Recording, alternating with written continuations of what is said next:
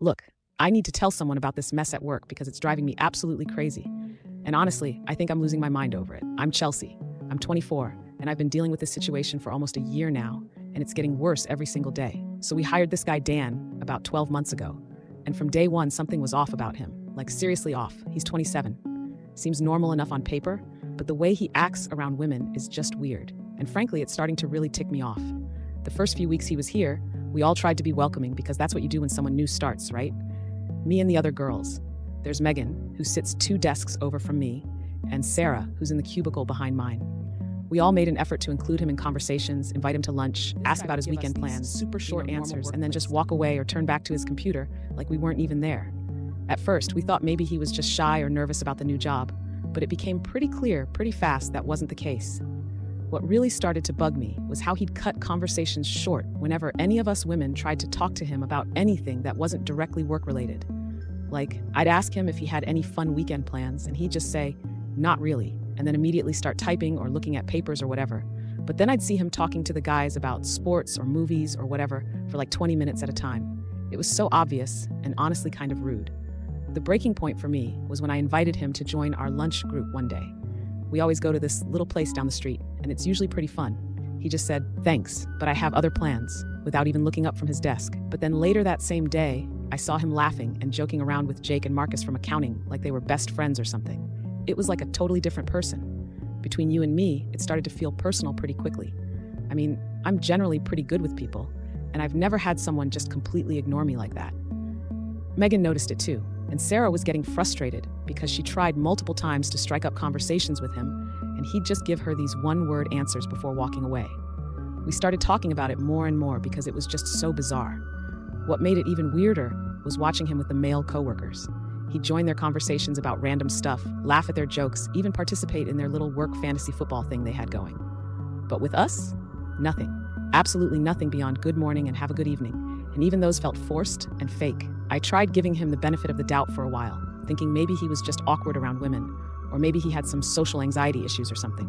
But the more I watched him interact with everyone else, the more it became obvious that this was a deliberate choice he was making. He was choosing not to be friendly with the women in the office, while being perfectly normal and social with all the guys. Sarah was the first one to say what we were all thinking, that his behavior was creating this weird, uncomfortable atmosphere where the women felt excluded and unwanted. Like, why should we have to walk on eggshells around this guy when he's clearly capable of normal human interaction? It just didn't make sense. And honestly, it was starting to really get under my skin in a way that surprised me. The more we talked about it, the more frustrated we all became. Here, we were trying to be welcoming and inclusive, and this guy was just shutting us down at every turn while being buddy-buddy with all the men. It felt wrong and unfair, and frankly, it was starting to affect how I felt about coming to work every day. Something had to give, and I was getting tired of pretending like his behavior was acceptable when it clearly wasn't. I started paying way more attention to Dan's patterns after that. And honestly, what I discovered made everything so much worse. I'm not usually the type to analyze someone's every move, but his behavior was so obviously problematic that I felt like I needed to understand what was really going on. And trust me, once I started looking closer, the evidence was everywhere. Every single morning, Dan would walk in, say good morning to the general room, and then immediately start conversations with whatever guys were around. He'd ask Jake about his weekend, joke around with Marcus about some TV show they both watched, even chat with our supervisor about random stuff for 10 or 15 minutes. But when any of us women would try to join these conversations or start our own with him, he'd suddenly become all business and professional. It was like watching someone flip a switch. I started keeping track of specific incidents because I couldn't believe how blatant it was getting. Like this one time, Megan mentioned she was having car trouble and was stressed about getting it fixed. And Dan was literally standing right there but didn't offer any help or even acknowledge what she said. But later that same day, when Marcus mentioned his car was making weird noises, Dan spent 20 minutes giving him advice about mechanics and even offered to take a look at it. 20 minutes for a guy he'd known for less than a year, while completely ignoring a woman asking for the exact type of help. The lunch situation got even more ridiculous. We'd see him eating alone, or sometimes joining the guys when they went out, but he never once accepted any invitation from us women. Sarah tried inviting him to join our group, probably 6 different times, and every single time he had some excuse, but then he'd go grab coffee with the guys or join them for their after-work drinks like it was no big deal. It was so obvious that he was actively avoiding us. And honestly, it was starting to feel really personal and hurtful. What really got to me was how different his whole personality seemed to be, depending on who he was talking to. With the guys, he was funny and relaxed and normal. He'd make jokes, share stories about his life, even complain about stuff like traffic or his apartment or whatever. But with us, everything was yes ma'am and no ma'am, and these super formal, cold responses that made every interaction feel awkward and uncomfortable. Megan pointed out that he never asked any of us personal questions either. Like, he'd ask the guys about their hobbies, their families, their weekend plans, but he never showed any curiosity about our lives outside of work. It was like he saw us as robots, who only existed during business hours, while the male coworkers were actual people worth getting to know. The breaking point came during this team meeting we had, where everyone was supposed to share something interesting about themselves. All the guys got these engaged, curious responses from Dan. He asked follow-up questions, made connections to his own experiences, even laughed at their stories. But when it was my turn to talk about my weekend hiking trip, he just nodded politely and didn't say a single word. Same thing happened to Sarah when she talked about her photography hobby, and to Megan when she mentioned her volunteer work. Just polite nods and silence. After that meeting, the three of us grabbed coffee and really talked about what was happening. We all agreed that his behavior was beyond weird. It was actually creating this hostile environment where we felt excluded and unwelcome in our own workplace. Sarah said she'd never experienced anything like it. And Megan mentioned that she was starting to dread coming to work because she felt so awkward and uncomfortable around him. I realized that what bothered me most was how unfair the whole situation was. Here we were trying to be friendly and inclusive and create a positive work environment for everyone, and this guy was just shutting us down while rewarding the men with his normal social personality. It felt discriminatory, honestly. And I was getting tired of pretending like it wasn't affecting all of us. Something needed to be done about Dan's behavior, and it was becoming clear that being patient and understanding wasn't going to change anything. The situation with Dan escalated to a whole new level when I decided I needed to really understand what was going on, because his behavior was just too bizarre to ignore anymore. I mean, I'm not normally someone who obsesses over coworkers, but this was affecting my entire work experience, and I felt like I had every right to figure out what his deal was. So I started paying closer attention to everything he did, and what I discovered was honestly shocking. First thing I did was check out his social media profiles, because I figured that might give me some insight into his personality and whether he was just antisocial in general or if this was specifically about women. Turns out his Facebook and Instagram showed a completely different person, someone who was social and outgoing with mixed groups of friends, posting pictures from parties and hangouts with both men and women. So clearly, he was capable of normal social interaction with women outside of work, which made his behavior at the office even more confusing and frankly more insulting. I started timing my breaks and lunch schedule to coincide with his, just to observe how he interacted with different people throughout the day. What I found was this incredibly consistent pattern where he'd be warm and engaging with male coworkers, but cold and professional with all the women. Like, I watched him spend 45 minutes helping Jake troubleshoot some computer issue, joking around and being totally relaxed the whole time. But when Sarah asked him a simple question about a project they were both working on, he gave her a 2-sentence answer and walked away. The more I watched, the more evidence I collected of what I was becoming convinced was discriminatory behavior. I started writing things down because the pattern was so clear and so problematic. Dan would participate in group conversations, but he'd direct all his comments and questions toward the men in the group. He'd volunteer to help male coworkers with projects or problems, but never offered assistance to any of the women, even when we were obviously struggling with something. He'd laugh at jokes made by guys, but respond to similar attempts at humor from women with polite silence. Megan and Sarah were totally supportive when I shared what I was discovering, and they started paying closer attention too. We realized that Dan had been invited to join the guys' group chat where they talked about sports and made plans for after-work activities, but none of us women had ever been included in anything like that. He was literally creating this separate social circle that excluded all the female employees while acting like that was perfectly normal and acceptable. The most frustrating part was watching other people not seem to notice or care about what was happening. The male coworkers were perfectly happy with Dan because he treated them well, so they didn't see any problem with his behavior. Even our supervisor didn't seem to pick up on the fact that Dan was creating this 2-tiered system where men got his friendship and social interaction while women got bare minimum professional courtesy. Sarah suggested that maybe we should document specific incidents more formally, because what we were experiencing felt like it could actually be against company policy. So we started keeping track of dates and times when Dan's differential treatment was particularly obvious, like the time he offered to cover Jake's shift when Jake had a family emergency, but when Megan had a similar situation 2 weeks later, Dan didn't say a word or offer any help. Or when he brought in homemade cookies to share with the guys, but didn't offer any to the women in the office. I also started asking subtle questions to the male coworkers to see what Dan was like during their social interactions outside of work. Turns out he was completely normal, funny, engaging, willing to talk about personal stuff and share stories about his life. Marcus mentioned that Dan had told them about his family, his hobbies, even some dating stories. Meanwhile, none of us women knew anything about his personal life because he refused to share even the most basic information with us. The evidence was becoming overwhelming that Dan was deliberately treating the women in our office differently than the men. And it was creating this hostile work environment where we felt excluded and devalued. I mean, we were all doing the same job and deserving of the same basic courtesy and social interaction, but Dan had decided that only the male employees were worth treating like actual human beings. By this point, I was convinced that Dan's behavior constituted workplace discrimination, and I was tired of just accepting it and hoping it would change. The three of us decided it was time to take action and file a formal complaint, because what was happening wasn't fair and it wasn't something we should have to tolerate just to keep our jobs. The day I decided to file the complaint with HR was honestly one of the most validating moments I'd had in months, because I finally felt like I was doing something concrete about Dan's unacceptable behavior instead of just suffering through it every single day. I'd reached my absolute breaking point the week before when we had this group lunch invitation situation that was so blatantly discriminatory that I couldn't ignore it anymore. What happened was Jake and Marcus were organizing this lunch outing to celebrate finishing a big project, and they invited everyone in our department. When they asked Dan if he wanted to join, he immediately said yes, and started talking about how he'd been wanting to try that restaurant for months. But then, when the conversation turned to logistics, and Sarah mentioned she'd need to move some meetings around to make it work, Dan suddenly changed his tune and said he actually couldn't make it after all because he had other commitments.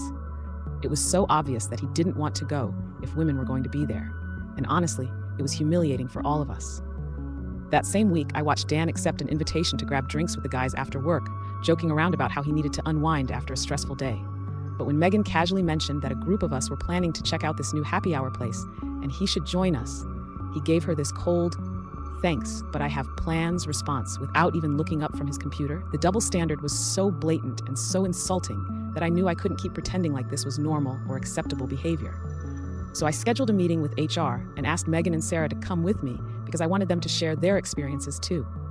I spent the night before organizing all the documentation I'd been keeping, specific dates and incidents where Dan's differential treatment was most obvious, examples of how his behavior was affecting our work environment, and evidence that he was capable of normal social interaction but was choosing not to extend that courtesy to the women in our office. The HR meeting went exactly how I hoped it would. The representative, Lisa, took our complaint very seriously and asked detailed questions about Dan's behavior patterns. She seemed particularly concerned when we explained how Dan's selective socializing was creating this atmosphere where the women felt excluded and undervalued compared to our male colleagues. When I showed her my documentation of specific incidents, she said it was clear that we'd been experiencing something that needed to be investigated. Lisa explained that what we were describing could potentially constitute discrimination based on gender, and that creating different treatment standards for male and female employees was something the company took very seriously. She assured us that they would conduct a thorough investigation and interview other employees to get a complete picture of what was happening. I felt so validated hearing her say that our experiences were legitimate workplace concerns and not just us being overly sensitive like I'd started to worry we might be. The best part was when Lisa told us that she'd be speaking with Dan directly about his behavior and making it clear that all employees needed to be treated with equal courtesy and respect, regardless of gender.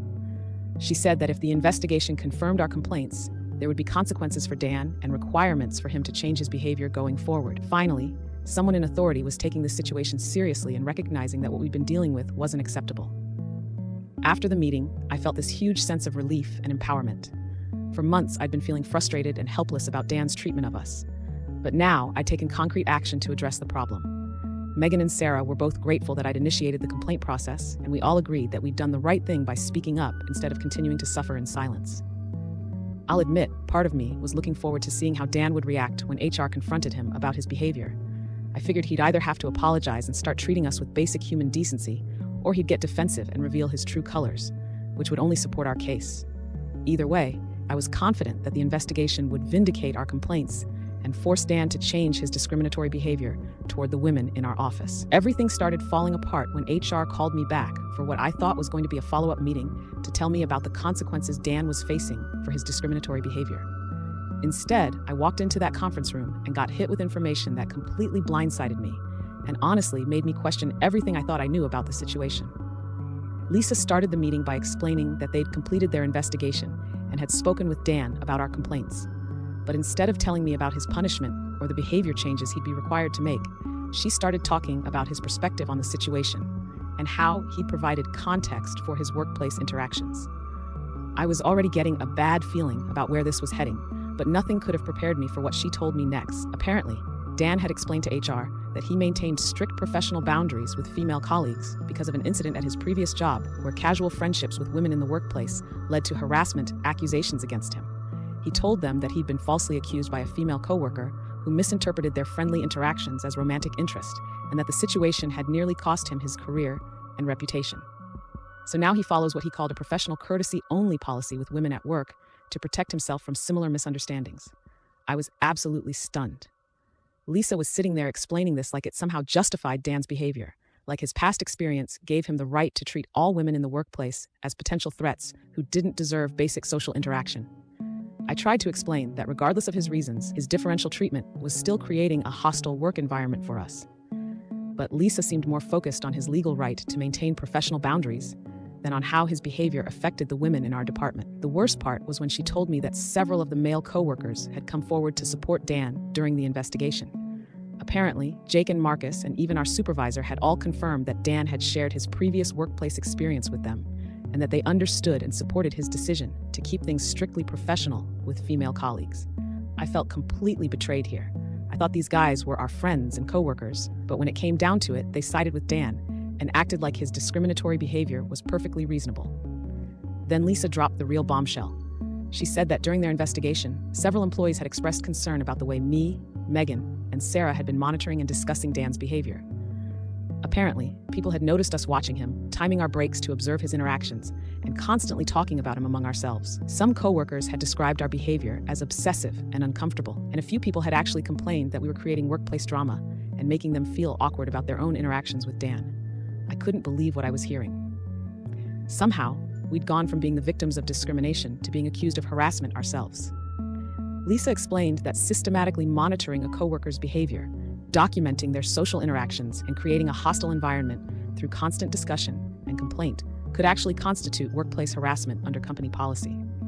She said that while our feelings were valid, our response to the situation had crossed some lines and made other employees uncomfortable. The meeting ended with Lisa telling me that they weren't going to take any action against Dan because his behavior, while perhaps unfriendly, didn't violate any company policies and was actually within his rights as an employee. But she said that me, Megan, and Sarah would need to attend mandatory sensitivity training about appropriate workplace behavior and professional boundaries. She also mentioned that they'd be monitoring the situation to make sure there were no further incidents of harassment or hostile behavior. I walked out of that meeting feeling completely humiliated and confused. How had a situation where we were clearly being discriminated against turned into us being the ones in trouble? I still believe that Dan's behavior was wrong and unfair, but apparently the company disagreed and thought that we were the problem. It was the most frustrating and invalidating experience I'd ever had at work, and I had no idea how to process what had just happened. The aftermath of that HR meeting was honestly the most humiliating and devastating period of my entire career, and I'm still trying to process how everything went so completely wrong when I was just trying to address legitimate workplace discrimination. What happened next was like watching my professional life implode in slow motion. And the worst part is that everyone acted like I deserved it. Within a week of our sensitivity training sessions, word had somehow spread throughout the entire office about the investigation and its outcome. I never found out exactly who leaked the information. But suddenly, everyone knew that me, Megan, and Sarah had filed harassment complaints against Dan, and that HR had concluded we were the ones engaging in inappropriate behavior.